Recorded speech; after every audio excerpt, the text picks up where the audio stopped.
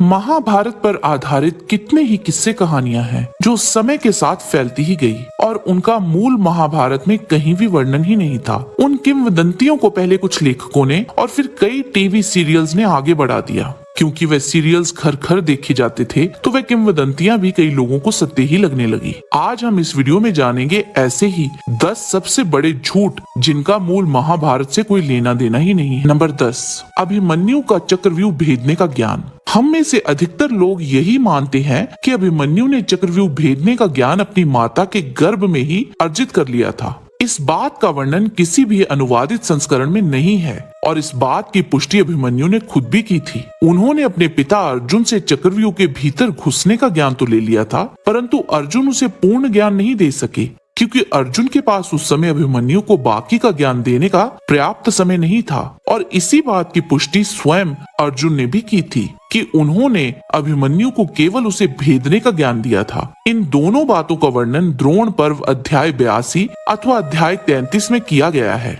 Number 9, Shakuni प्रतिशोध लेने के लिए हस्तिनापुर आए थे। शकुनी को भीष्म पितामह पसंद नहीं थे, ये बात सत्य है, परंतु जब उनकी बहन का विवाह वहां हो गया तो वह भी वहीं रह गए। उसका एकमात्र कारण था उनका अपनी बहन से लगाव और वे अपनी बहन के लिए सदैव चिंतित भी रहते थे। अगर कोई बदला लेना होता तो वह कतई अपने भांजे के लिए उस साम्राज्य को जीतने का प्रयास नहीं करते। यहाँ तक कि जब घोष यात्रा के समय कर्ण दुर्योधन की रक्षा करने में असमर्थ हो गए थे और वहाँ अर्जुन ने दुर्योधन को बचाया था, तब शकुनी ने दुर्योधन को सलाह दी थी कि वह पांडवों का साम्राज्य वापस करके उनके साथ संधि कर ले।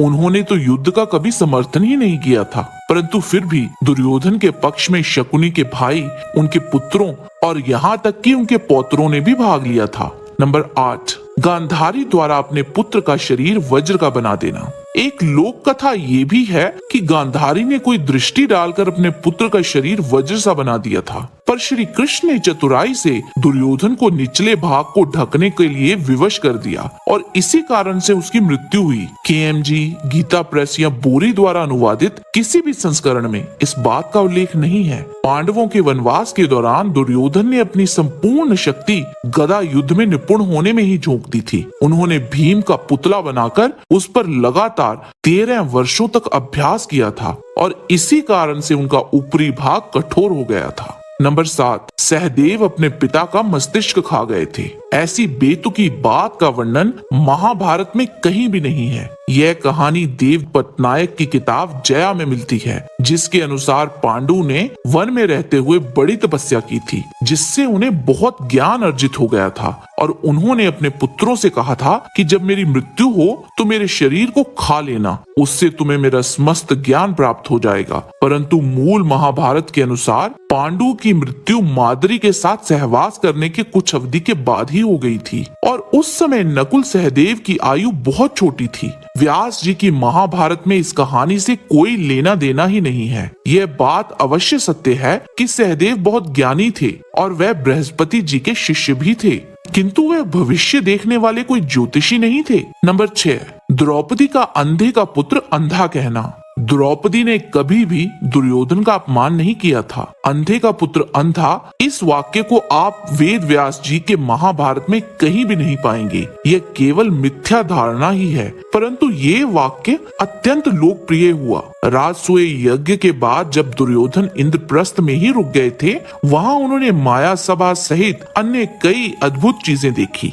वहीं एक जगह ब्रह्म के जाल में फंसकर वह पानी में गिर गए थे, जिसे देख वहाँ नकुल, सहदेव और भीम जोर जोर से हंसने लगे। महाभारत में इसके अतिरिक्त और कुछ भी नहीं कहा गया, परंतु BR चोपड़ा की महाभारत में दिखाया गया कि द्रौपदी वह सब देख रही थी और दुर्योधन का मजाक बनाते हुए उसे अंधे का पुत्र अंधा बोल दिया। परंतु जिसने भी महाभारत पढ़ी है वो जानते हैं कि द्रौपदी ने दुर्योधन का तिरस्कार कतई नहीं किया था। नंबर 5, द्रोणाचार्य ने कर्ण को अपना शिष्य बनाने से मना कर दिया था। महाभारत के आदि पर्व के अध्याय 131 में आपको इस बात का प्रमाण मिल जाएगा कि कर्ण भी बाकी के ही राजकुमारों की तरह गुरु द्रोण से शिक्षा ग्रहण कर रहे थे। उन्होंने प्रारंभिक शिक्षा गुरु द्रोण से ही ली थी। वहीं आश्रम में एक दिन कर्ण एकांत में गुरु द्रोण से मिलने पहुंचे और उनसे बोले कि मुझे अर्जुन से युद्ध करने की अभिलाषा है और मुझे आप ब्रह्मास्त्र का ज्ञान दीजिए। पर द्रोणाचार्य कर्ण की मंशा भांप गए थे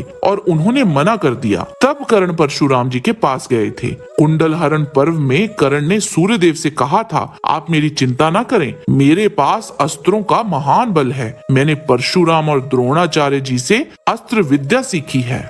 नंबर 4, भीष्म की 5 स्वर्ण बाणों की कहानी। ये कहानी कुछ इस प्रकार है कि कौरव जब युद्ध हार रहे थे तो एक रात दुर्योधन क्रोधित होकर भीष्म जी के पास पहुंचे और बोले, आप जानबूझकर पूरे बल से पांडवों के साथ युद्ध नहीं कर रहे हैं। तब भीष्म पितामह को क्रोध आ गया और उन्होंने 5 स्वर्ण बाण उठाए और उन्हें अभिमंत्रित करके कहा कि कल वह इनसे 5 पांडवों को मार देंगे। पर दुर्योधन को भीष्म जी पर विश्वास नहीं था और वह उन बाणों को अपने साथ ले गया। इस कहानी की कड़ी इतिहास में हुए वाक्य के साथ भी जोड़ी गई है कि जब अर्जुन ने दुर्योधन को गंधर्वों से छुड़ाया था तब दुर्योधन ने अर्जुन को कोई भी वरदान मांगने को कहा था, पर अर्जुन ने उस समय कुछ नहीं मांगा और कहा कि उचित समय पर ही वह कुछ मांगेंगे। उसी वरदान का स्मरण श्री कृष्ण ने अर्जुन को करवाया था और अर्जुन दुर्योधन के पास पहुंच गए और वरदान रूप में वही 5 बाण मांग लिए। दुर्योधन ने भी क्षत्रिय धर्म का पालन करते हुए वह बाण अर्जुन को दे दिए। ये कहानी भी बाद में लिखी गई कुछ किताबों की देन है, जिसका वर्णन हमें महाभारत के किसी भी संस्करण में नहीं मिलेगा। भीष्म पितामह ने दुर्योधन के समक्ष बस यही प्रतिज्ञा ली थी कि वे प्रतिदिन 10,000 पांडव योद्धाओं को मारेंगे। नंबर 3, कर्ण द्वारा श्री कृष्ण को सोने का दांत देना। ये कहानी शिवाजी सावंत की किताब मृत्युंजय से प्रख्यात हुई थी। इस कथा के अनुसार अर्जुन से अंतिम युद्ध के बाद कर्ण अति घायल हो गए थे और वहां वे अपनी अंतिम सांसें गिन रहे थे। तब सूर्यदेव ने कहा कि मेरा पुत्र अब तक का सबसे बड़ा दानवीर है। इंद्र तो पहले ही कर्ण की परीक्षा ले चुके थे। इस कहानी के भी अलग अलग अनुवाद किए गए हैं। तो वहां कर्ण ने किसी व्यक्ति के रोने की आवाज सुनी जो कह रहा था कि उसके पास अपने बेटे के अंतिम संस्कार करने के पैसे नहीं हैं और उसने सुना कि कर्ण मारा गया और वो रोते हुए बोला कि कोई और दानवीर इस भूमि पर है। तब कर्ण ने पत्थर से अपने 2 सोने के दांत तोड़कर उस व्यक्ति को दे दिए। अगर महाभारत की ही बात करें तो अर्जुन ने अंजलि का अस्त्र चलाकर कर्ण का सिर धड़ से अलग कर दिया था और उसकी वही मृत्यु हो गई थी। तो दांत देने का तो कोई सवाल ही नहीं उठता।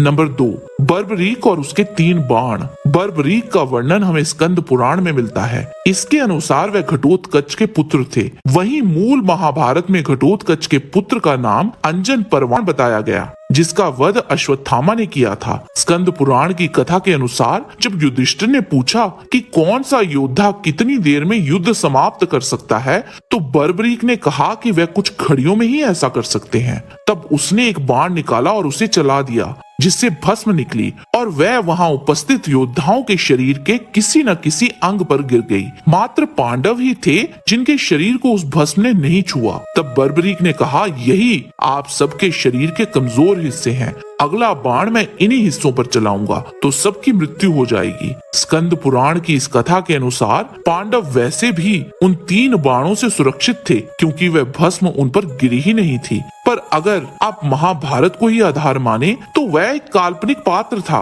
उसकी कथा जो स्कंद पुराण में वर्णित है वह भी टीवी सीरियल्स और कथाओं में गलत तरीके से प्रस्तुत किया गया है। नंबर 1, कर्ण द्वारा अर्जुन के रथ को अपने बाणों से पीछे ढकेल देना, जिस पर स्वयं श्री कृष्ण और हनुमान सवार थे। ना जाने ये कथा कहां से आई और ऐसी काल्पनिक कथा को किसने इतना प्रख्यात कर दिया।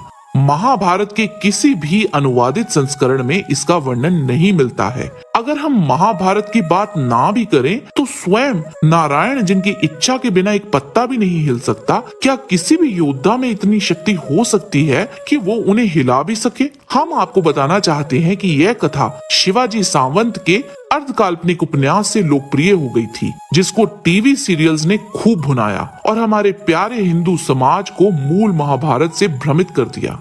अगर आप में से किसी के पास भी इस बात का कोई प्रमाण है तो कृपया हमें और हमारे दर्शकों को कमेंट बॉक्स में बताइए। मूल महाभारत से रेफरेंस अवश्य दीजिएगा, हम उसे जरूर पढ़ेंगे। इस वीडियो में हमने केवल 10 ही किंवदंतियों के बारे में बात की है। इनके अतिरिक्त और किंवदंतियां भी हैं। अगर आप सबने इस वीडियो को प्यार दिया तो अगला भाग हम अवश्य लाएंगे और शीघ्र ही लाएंगे। आज के वीडियो में बस इतना ही। आशा करते हैं कि आपको आज का वीडियो पसंद आया होगा।